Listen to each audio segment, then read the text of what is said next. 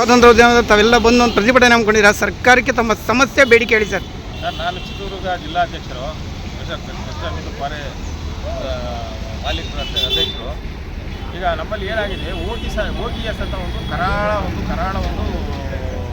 ಕಾಯ್ದೆ ತಗೊಂಡ್ಬಂದಿದ್ದಾರೆ. 44A ಅಂದರೆ ನಮ್ಮ ಯಾವುದೋ 2006ರಿಂದ ತಗೊಂಡು ಇದುವರೆಗೂ ರೋಡ್ ಸರ್ವೆ ಮಾಡಿ ಕೋಟ್ಯಾಂತರ ರೂಪಾಯಿ ಪೆನಾಲ್ಟಿ ಹಾಕ್ತಿದ್ದಾರೆ. ಆ ಕೋಟ್ಯಾಂತರ ರೂಪಾಯಿ ಪೆನಾಲ್ಟಿ ನಾವು ಕಟ್ಟೋಕ್ಕಾಗೋದಿಲ್ಲ, ನಾವು ಕಟ್ಟಿಬಿಟ್ಟಿದ್ದೀವಿ ಆಲ್ರೆಡಿ.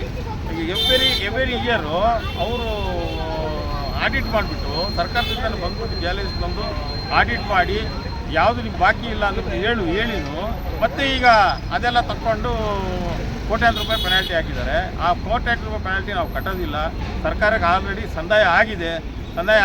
ಆದ್ದರಿಂದ ಇದು ನೋಟಿಸ್ ಕೊಟ್ಟಿದ್ದಾರಲ್ಲ, ಆ ನೋಟಿಸ್ ವಿರುದ್ಧವಾಗಿ ನಾವು ಇವತ್ತು ಪ್ರತಿಭಟನೆ ಹೋಗ್ಕೊಡ್ತೀವಿ ಸರ್. ಕಾಂಗ್ರೆಸ್ ಪಕ್ಷ ಆಗಲಿ, BJP ಪಕ್ಷ ಆಗಲಿ, JDS ಪಕ್ಷ ಆಗಲಿ ನಿಮಗೆ ಸಪೋರ್ಟ್ ಇದೆ, ಬಟ್ ನಿಮ್ಮಲ್ಲೇ ಯಾರಾದರೂ ಒಂದು ಷಡ್ಯಂತ್ರ ಮಾಡಿ ನಿಮಗೆ ತೊಂದರೆ ಕೊಡ್ತಾ ಇದ್ದಾರೇನೋ ಅನಿಸುತ್ತೆ.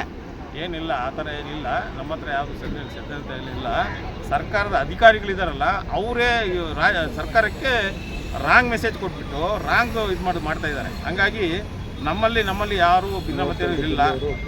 32 ಜಿಲ್ಲೆನೂ ನಾವು ಒಟ್ಟಾಗಿದ್ದೀವಿ. ಎಲ್ಲ ಪ್ರತಿಭಟನೆಗೆ ಇವತ್ತೆಲ್ಲ ಬಂದಿದ್ದಾರೆ.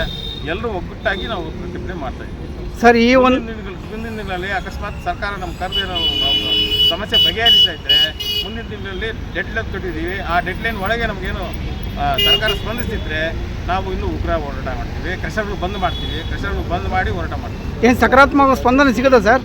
ಇವತ್ತು ಮಿನಿಸ್ಟ್ರು ಬಂದಿದ್ದರು. ಮಿನಿಸ್ಟ್ರು ಬಂದು ಮಾಡಿ ಹೋಗಿದ್ದಾರೆ.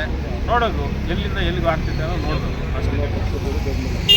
ಬೆಂಬಲ ದಯವಿಟ್ಟು ನಾವು ನಮ್ಮ ಜಿಲ್ಲಾಧಿಕಾರಿ ಸ್ವಂತ ಒಂದು ವಿಚಾರದಿಂದ ಇದನ್ನೇನಾದ್ರೂ ಪ್ರತಿಭಟನಾ ಆಯ್ತು ಮುಂದೆ ಸ್ಟ್ರೈಕ್ ಡಿಕ್ಲೇರ್ ಮಾಡಿಬಿಡಿ, ಒಂದು ಡೇಟ್ ಅನೌನ್ಸ್ ಮಾಡಿಬಿಡ್ರಿ.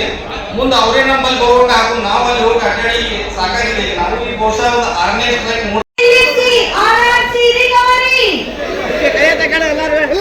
ಎಲ್ಲ ಕೈಯತ್ತೆ ಜೋರ ಕೂಡಬೇಕು. ಫ್ರೀಡಮ್ ಪಾರ್ಕಿನ ಕೂಡಿ ಎಲ್ಲ ಹೋಗಬೇಕು.